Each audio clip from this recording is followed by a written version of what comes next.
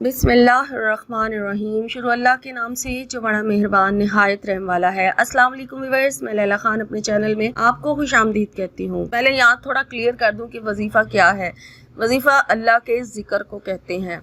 ज़्यादा से ज़्यादा जब अल्लाह का ज़िक्र किया जाता है तो वो वजीफ़ा बन जाता है, और जब हम अल्लाह का ज़िक्र जितना ज़्यादा करते हैं उतना ज़्यादा हमें अपने रब का कुर्ब हासिल होता है। लेकिन कुछ लोगों का ख्याल ये है कि हम दुनियावी मकासद को हासिल करने के लिए कुरान पाक को नहीं पढ़ सकते। ठीक है, तो यहाँ पे मैं आपको एक चीज़ बता दूँ कि कुरान पाक उतारा ही हमारे लिए गया है, इंसान के लिए उतारा गया है कि उसको पढ़े, उससे नॉलेज हासिल करे और अपनी अपनी ज़ुबान में उसका तर्जुमा भी ज़रूर पढ़े, ताकि उसको पता चले कि कुरान में लिखा क्या हुआ है। ठीक है, कुरान हमारे लिए सारी ज़िंदगी हदायत का सरचश्मा है, हमने उसी को पढ़ना है। हम कुरान से शिफा भी हासिल करते हैं, हम कुरान पढ़ के दुआ भी मांगते हैं, अपनी दुनिया भी संवारते हैं और अपनी आखिरत भी संवारते हैं।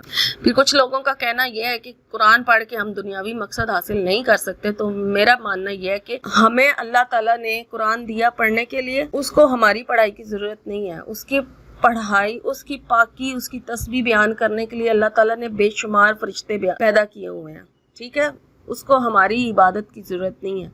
हम अगर पढ़ते हैं तो अपने लिए पढ़ते हैं, अपनी आखिरत संवारने के लिए पढ़ते हैं, अपनी दुनिया संवारने के लिए पढ़ते हैं, अपने लिए पढ़ते हैं। अल्लाह ताला ने इंसान को दो रास्ते बताए, नेकी और बदी का। ठीक है, आप किस रास्ते पे चलते हैं ये इंसान को इख्तियार दिया गया, वो नेकी का रास्ता इख्तियार कर ले या फिर बदी का रास्ता इख्तियार कर ले। तो यहाँ पर ये नहीं बताया गया कुरान पढ़ के हम अपने मकासद नहीं पूरे कर सकते, कुरान को पढ़ के हम कुछ भी नहीं, हम अल्लाह से दुआ नहीं मांगते। हम कुरान की कोई आयत पढ़ते हैं, कोई भी सूरह फातिहा पढ़ते हैं, अपने कोई बीमार हो जाता है तो उस पर दम करने के लिए हम सूरह फातिहा का इस्तेमाल नहीं करते। पढ़ के सूरह फातिहा को पानी पे दम करके पिलाया जाता है ताकि शिफा हासिल हो, क्योंकि सूरह फातिहा में हर चीज़ को, उसको दुआ भी कहा गया, उसको दवा भी कहा गया।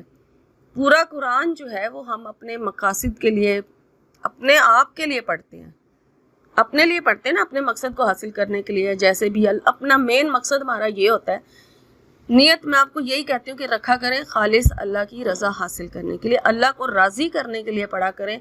जो भी ज़िक्र करें, जो भी वजीफ़ा करें, उसमें आप ये नियत किया करें कि मैं खालिस अल्लाह तेरी रज़ा के लिए ये पढ़ रही हूँ, तू मेरे से राज़ी हो जा और मुझे ये चीज़ अता कर दे उसके बदले में जो मैं तुझसे मांग रही हूँ। मैं तो यही कहती हूँ कि इस तरीके से दुआ किया करें। तो कुरान पढ़ के हम अपने दुनियावी और आखिरत के सारे मकासद हासिल कर सकते हैं। जिन लोगों का ख्याल है कि हम नहीं कर सकते तो आई थिंक वो गलत है, या हो सकता है कि मैं भी गलत हूँ। बहरहाल अपने अपने नॉलेज की बात है। हम नबी पाक सल्लल्लाहु अलैहि वसल्लम के दौर में तो मौजूद नहीं कि अपने हर मसले का हल जाके डायरेक्ट उनसे पूछ लें और आप सल्लल्लाहु अलैहि वसल्लम हमें उसी टाइम बता दें कि इस मसले का ये हल है।